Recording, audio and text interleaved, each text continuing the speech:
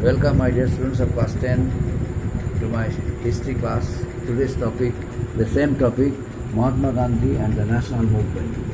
Points as mentioned, second roundtable conference, revival of civil disobedience movement, impact of the movement, Government of India Act, communal award. First one, the second roundtable conference. You know, the second roundtable conference was held in the year 1931 in London. Before it started, Gandhiji was requested to sit for a discussion with Viceroy Irving. Viceroy Irving gave, some concessions to the Congress. It was due to an effort of Gandhiji, and it was decided that the properties of the Congress workers would be transferred to them, and Congress workers who remain in the jail, they all will be released, and the collecting of seawater for preparing or for making salt also was legalized by the British government. So under these terms,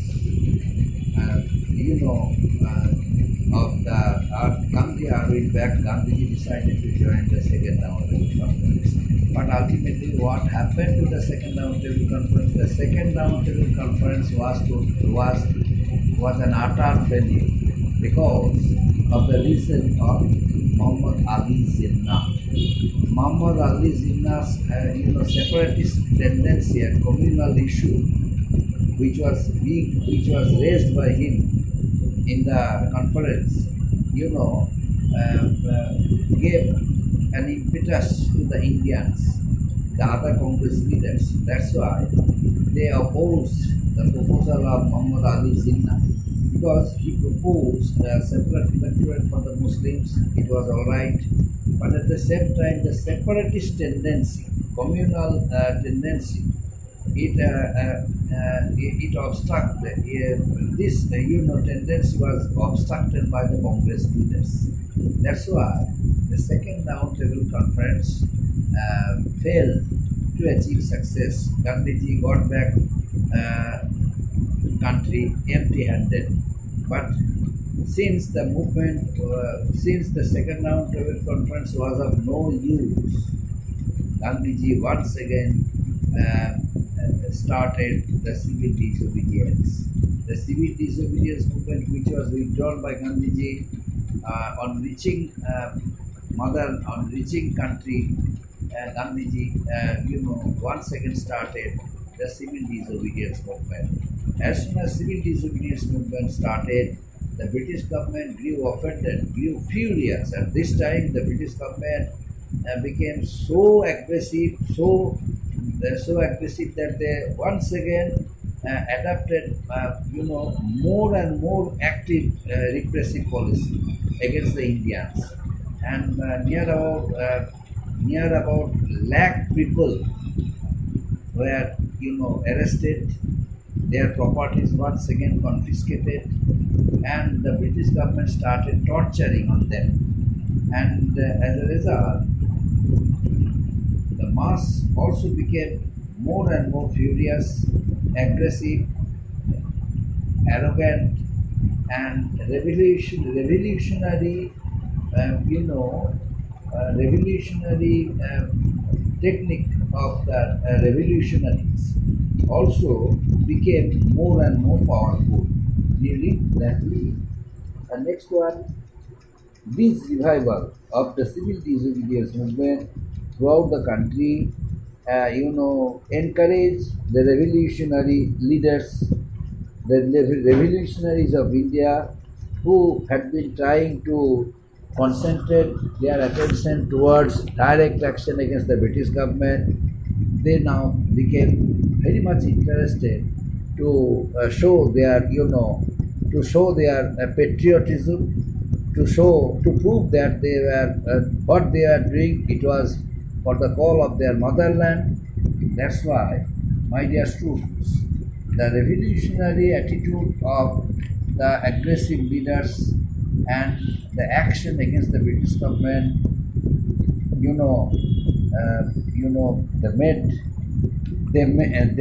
they gave a complete platform for the aggressive leaders.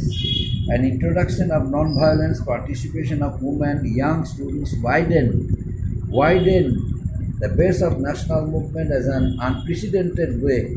This was also significant in terms of changing the otherwise reluctant attitude of the British towards constitutional reforms. But the people of India, they were not interested towards the proposal of the British government. What they wanted to reform the system of governance. That's why they did not want to be a part of it.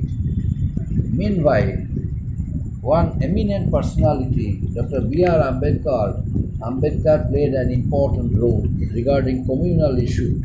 That's why the communal award was given to him.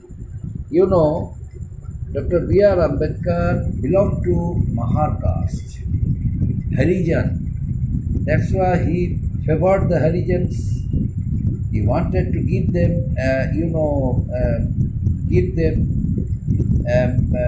some seats in the legislative assembly, so that they could contest election and they could be elected as the member of the legislative assembly and could participate the country on behalf of their shortcomings, on behalf of their disadvantages. They decided. That's why Dr. B.R. Ambedkar, being a part of this Harijan group or Harijan class, Dr. B.R. Ambedkar, tried Gandhiji, tried his level best to understand Gandhiji with persuasive arguments. That's why ultimately Hindus and the Harijans agreed to have a joint electorate on a condition that certain constituencies remain reserved for whom? Certain constitution remain reserved for the Harijans. This agreement referred to as the Pune Pact, and it was arrived at between Gandhiji and Ambedkar, and they gave importance on the policy of untouchability. Both Gandhiji and Dr. B.R. Ambedkar, adopted the policy of neglecting untouchability. They openly declared that untouchability was a crime. Untouchability was a national crime. That's why those who would practice it, they would be antagonized. They would not be in this act of misery would not be tolerated in the country. That's why they clearly declared it that untouchability was a criminal offense. Untouchability would be a national crime. So it must be stopped, and no one would practice it. And then, under such circumstances, the British government decided to pass one act, and that very act is known as the Government of India Act. It was passed in the year 1935. Under such act, it was decided that a federal government would be set up at Delhi, and it would be headed by Viceroy, who looked after the matter, who looked after the affected India, who tried to fulfill the aims and objectives of the people. Indian people would be allowed to take part in the government, especially from princely states. Many Indian rulers were afraid that the nationalistic movement would spread to their regions and they would lose their freedom. So the nationalistic movement which was started against the British government, they would lose it forever. It was the tactics of the British government. The British government decided to allow Indian people to join the ministry under the British, and especially the princely states and they were allowed to join the British government, and also were asked to be the ministers under British ministry, and looked after the problems of Indian people, and sanctioned money for their development.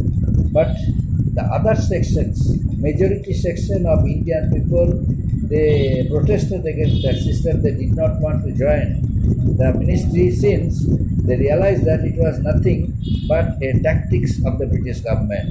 As soon as their aim, as soon as their purpose would be served, then they would force Indian members, they would force them to resign from the ministry, and they would take up the responsibilities, and once again they would adopt the same repressive policies. Meanwhile, the wave and anger of the Indian national movement, which was